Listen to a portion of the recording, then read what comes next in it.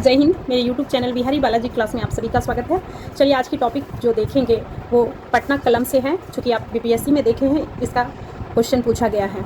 ठीक है, तो बंगाल के नवाब और मुर्शिदाबाद के पतन के बाद 18वीं शताब्दी के मध्य में कारीगर पटना को स्थानांतरित हो गए, जहाँ वे स्थानीय अभिजात वर्ग और ईस्ट इंडिया कंपनी के संरक्षण में आए। उसके बाद इस चित्रकला का एक नया अनूठा रूप सामने आया, जिसे कंपनी चित्रकला या पटना कलम के नाम से जाने लगा। आइए इसकी विशेषता को देख लेते हैं। इसकी जो मुख्य विशेषता है, यह चित्रकला शैली फारसी और ब्रिटिश से प्रभावित है। दूसरा, कारीगरों ने मुगल शैली से रंगों और अस्तर को अपनाया और ब्रिटिश शैली से छायांकन को अपनाया। अगला देख लीजिए, चित्रकला से विस्तृत और उत्कृष्ट रूप से सजाए गए वांडर है, जो पेंटिंग के विषय पर प्रमुखता से केंद्रित है। अगला है, मुगल चित्रकला के विपरीत जो अभिजात और दरबार के दृश्यों पर केंद्रित थी, पटना कलम के कारीगर आम आदमी के दैनिक जीवन से बहुत प्रभावित थे, जैसे धोबी कसाई का बाजार से लौटना, दर्जी जमादार का कुत्ते के साथ संघर्ष करते हुए आदि। ये विषय वास्तव में फरक्का के रूप में जाने जाने वाला जातिगत व्यवस्था के बहुत सरल चित्रण है। आइए देख लेते हैं चित्रकला के मुख्य विषय को। स्थानीय त्यौहार, समारोह, बाजार के दृश्य, स्थानीय शासक और घरेलू गतिविधियाँ। उपयोग किए जाने वाला सामग्री जो है, सभी प्राकृतिक सामग्रियों का उपभोग, जैसे लाल लाह, इंडियों, पीली मिट्टी और कोयले का उपयोग रंग बनाने के लिए किया जाता है।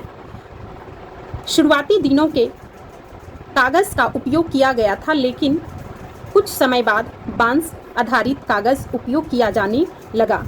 बाद में यूरोप में भी कागजात का उपयोग किया गया था। ब्रश का निर्माण गिलहरी के बाल, कबूतर के पंख, सूअर, बकरी और भैंस के बालों से होता था। अगला पॉइंट को देख लीजिए। इसके अलावा चित्रकारी विभिन्न सतहों जैसे कागज, अभ्रक और हाथी दांत और हड्डी की सतहों आदि पर भी जाती थी। आइए देख लेते हैं चित्रकला के प्रकार को। लघु फिराक दैनिक जीवन का चित्रण। इसमें यूरोपीय ग्राहकों का एक बड़ा ग्राहक था। लोगों, वस्तुओं और जानवरों के चित्र। आगे देखिए, विवाह और त्योहारों जैसे सामाजिक आयोजनों की लघुता। आइए देख लेते हैं चित्रकारी की तकनीकी को।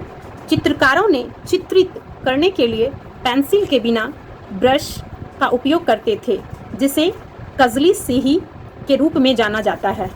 अगला देख लीजिए, चूँकि चित्र व्यावसायिक उद्देश्यों के लिए बनाए गए थे, इसीलिए उनमें मुगल काल की समृद्धि का अभाव था। यह रोजमर्रा के स्थानीय जीवन को दर्शाता है, बजाय इसके कि केवल अमीजात वर्ग और राजघरानों से संबंधित है। बाद में चित्रकारों ने भी चित्रकला प्रकृति को चित्रित किया। तो दोस्तों, ये क्वेश्चन बीपीएससी में पूछा गया था पटना कलम के बारे में, तो हमने आंसर देने की कोशिश किए और इसमें थोड़ा फिगर बनता, बट समय के अभाव होने के कारण नहीं बना पाए, क्योंकि हमें क्लास भी लेना पड़ता है। तो थैंक यू दोस्त। अगले इसी तरह के टॉपिक को लेके आप लोग के बीच आते रहेंगे, और अब इजाज़त दीजिए, तब तक चलते हैं। लेकिन आप लोग हंसते रहिए, मुस्कुराते रहिए, अपनी फैमिली के साथ खुश रहिए। Thank you. जय हिंद।